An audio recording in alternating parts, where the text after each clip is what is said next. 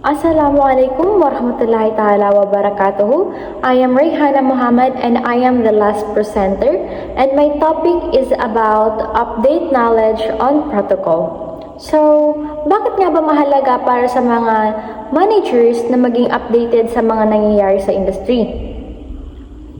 Kailangan nila makasabay sa mga trends, technologies, new practices, and especially sa new legislations or batas. For instance, yung company mo is masyado ng late, so hindi na-update. Okay, so yung mga other competitor mo is gumagamit sila ng mga new technologies. So, dahil hindi ka nga updated, so may iwan ka ng mga competitor mo, and yun yung magiging advantage nila sa'yo. Another example is merong new food safety law. And dahil hindi mo na-update, maaaring magka-violation, multa, or even ma-revoke ang business mo. Dahil mabilis magbago ang industry, kailangan i-analyze ang mga bagong information at isama ito sa performance workplace para sa maging effective. Okay, so ano yung mga sources of information? Marami kasi mga sources ng useful information, and nahahati ito sa generic in nature, which means ito yung mga information na applicable sa kahit anong businesses or industry. So, pang general management and principle ito. And the other one is yung specific to the industry. Ito naman is naka-focus lamang sa isang industry, and dito makikita ang technical knowledge, trends, and standards na unique lang sa sector mo. And merong mga written materials, and the first one is yung reference book. Ito yung foundation kasi dito mo makikita ang mga standards, procedures, basic principles ng mga management, food safety, and housekeeping. Hindi ito mabilis magbago kaya reliable siya. The next one is Trade Magazine. Ito naman yung current updates, and dito mo makikita ang bagong equipment, case studies ng mga successful venues, and interviews ng industry leaders. So, kadalasan monthly and quarterly. And the newspapers, ito yung public opinion. Makikita mo dito kung ano ang gusto at ayaw ng mga customers sa food reviews and travel articles. Plus, dito rin lumalabas ang economic issues na pwedeng makaapekto sa businesses mo. And the third one is the newsletters. Ito yung direct updates galing mismo sa suppliers mo kapag may price increase, new products, or promotions. Dito unang i-announce, libre lang and direct sa email mo. So the fifth one is the brochures. Ito yung visual reference, and may mga pictures ng mga products, menu, and services ng competitors or suppliers. So, magandang basis ito para mag-compare and mag-inspire at the same time ng mga new ideas. Okay, so the last one is advertisements. Ito ang mga market signal, and nakikita mo rin dito ang mga pricing strategies ng other competitors mo. So, sa next one is yung internet. So, kailangan gumawa ka ng list of favorites and i-bookmark ang mga important websites para madaling ma-access. And kailangan i-visit mo yun regularly. So, dapat may mga system ka. And sa mga systems, first is suppliers. So, suppliers webs. Ito yung mga websites ng food and beverages and other suppliers and other equipments rin para updated sa products. Second is industry association. So, para sa standards, news, and updates ng buong industry. Third is the government bodies, tulad ng mga sites tungkol sa liquor, gaming, food safety, occupational safety, and health, and also tobacco. Importante ito para sa compliance ng isang batas. And the last one is the specific venues. So, i-bookmark mo rin ang mga websites ng properties na katulad ng pinagtatrabahuan mo para ma-compare kung ano ang mga ina-advertise and ino-offer and also ginagawa nila. So, dapat gumawa ka or what we call this, gawin mo ito weekly or should I say, gawin mo gumawa ka ng weekly schedule. Yun. Gumawa ka ng weekly schedule. For instance, sa Monday is para sa mga suppliers mo. Sa Wednesday naman is para sa mga government sites. And sa Friday is for competitors. Okay, so the next one is yung conference seminars. So, bakit nga ba kahit every 2 years lang? So, pwede siya kahit every 2 years lang kasi nga magastos and time-consuming ang conference. Kaya, hindi yearly pero dapat hindi hahaba sa one major conference every 2 years. Okay, so sa industry contacts is and networking dito ay highly quality. Makakausap mo mismo ang mga owners, suppliers, and experts. Mas malakas ang connection kaysa sa online lang. And dito magsisimula ang future partnership or job opportunities. Next is new ideas and products. May exhibit hall dito kung saan pinapakita ang pinakabagong equipment and technology bago pa ito ilabas sa market. So, ikaw ang unang makakaalam and the sharing and testing ideas. So, may Q&A and workshops naman dito. So, pwede magtanong kung ano ang mga problems sa operations nyo and bibigyan ka ng solutions ng ibang managers. Parang free consultancy. So, yung conference is investment and yung matututunan mo doon within 3 days is pwede mong gamitin ng 2 years sa business mo. Next is the product launches.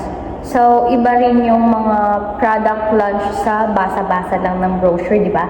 Kasi dito, yung actual na pinapresent mo is yung product mo. Dahil nasa industry ka, madali kang nakaka-attend dito.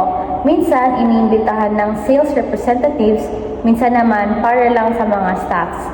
So, yung benefits nito is magandang networking opportunity ito and nakakakuha ka ng direct product knowledge tungkol sa bagong product na ila-launch ng business mo. So, fourth is industry association. Ito yung mga organizations na pwedeng salihan ng venues or property per industry sector. So, fifth is the colleagues, supervisors, and managers. Sila ang first line sources of information. So, dapat magtanong ka sa kanila kapag need mo ng information. Kilalanin mo sila and hingin mo ang mga opinions nila in that way na ipapakita mo sa kanila na interested ka sa industry nila. Next is marketing research. Marketing research data is kung magsasagawa ang venue ng structured market research, dapat makuha ang results nito. So, important ang market research kasi magandang source ito ng information about sa wants, needs, expectations, and preference or prefer ng mga customers mo. So, tumutulong rin ang market research data para manatili yung customer focus ng isang business. Next is more on developing your own industry network. So, para makabuo ng useful and representatives na network of contacts is kailangan ng deliberate effort. So, dapat nilarespeto mo yung mga tao sa industry like yung mga owners, mga managers, and even mga co-workers mo, and iba pa. And para rin makilala ka nila, kaya kailangan mo silang i-respect fairly. Yes. So, keep in the loop, which mean kailangan mong i-contact ang networking kapag may nalaman kang mga bagay na sa tingin mo is kakailanganin nila or magugustuhan nila. In that way, na ipakikita mo na two-way ang networking. Hindi lang ikaw ang humihingi sa kanila. And also, mag-reach out ka rin sa kanila paminsan-minsan kahit wala ka namang specific na na-share para lang mag-stay in touch. Madalas sila rin ang may naaalalang isinasabi sa iyo and naipapakita nito na i-value mo sila bilang contact nila. And talking to the reps. So, marami mga suppliers ang may mga sales representatives or sales reps na may bumibisita regularly sa business.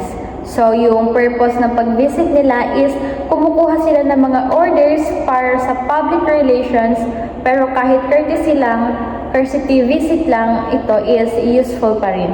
So, malalaman mo kung ano ang mga nangyayari sa ibang mga venues, trends sa industry, new releases, and magandang source ito kasi maraming properties ang binibisita nila and maraming mga staff ang kinakausap nila. So, steps after collecting information. So, walang value ang information kung hindi mo rin naman gagamitin. And kapag nakuha mo na ang information is dapat magbasa ka, intindihin, and i-digest kung ano ang sinasabi ng information na iyan.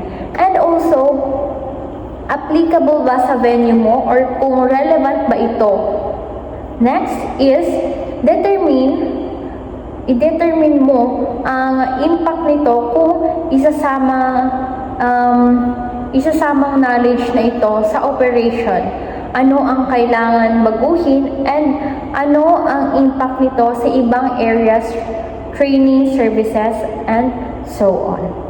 So, bago mag-present ng proposal, dapat i-consider mo ang cost, which is yung mga nagastos sa pag-implement ng knowledge, and ano ang magiging cost kung i-introduce or hindi mo i-introduce ang sa venue. So, second is opinions ng iba. Kailangan mo rin siyang i-consider. So, kausapin mo ang mga ibang stakeholders para kunin ang mga opinions nila, kung ano yung mga thoughts nila, and kung agree ba sila sa'yo or hindi. And also, kung ano yung mga reasons nila. Third is proposal details. Gumawa ka ng proposal na may details kung ano ang mga gusto mong i-introduce or baguhin and bakit dapat may i-explain mo kung paano mo mai-implement ang bagay na iyon. And also, ano ang magiging impact sa ibang areas. The last one is the presentation. So, ihanda mo ang presentation mo para sa senior management tungkol sa ideas and tungkol sa researching information. Ito yung mga standard ways para maging update sa news, ideas, and items na pwedeng gamitin. So, ito yung mga ideas na pwedeng gamitin. First is yung networking with others. So, kailangan mo makipag-ugnayan sa iba, kasama dito ang pagbuo ng business relationship sa ibang venues para malaman kung anong functional and initiatives ang ginagawa nila. Second is talking to suppliers, lalo na yung mga functions sector. pwede silang mag-provide ng equipment para sa support sa occasions. Worthwhile din ang personal na pagbisita sa mga suppliers. And also, the online research view. So, i-view mo ang mga items na available galing sa mga suppliers and mag-search ng events and functions para makahanap ng new sites and ideas para sa event mo. The fourth one is attending functions. So, dumalo ka sa mga maraming functions hanggat kaya mo para makakuha ka ng up ideas. And the last one is subscribing the industry. So, subscribing the industry publications is kailangan mo lang mag-subscribe sa mga websites like sa mga, for example, is yung mga specialevents.com, eventsolutions.com, and other industry publications. So, para maging effective ang proposal, hindi lang dapat basta idea ang kailangan. Dapat may mga research, cost analysis, and maayos na presentation.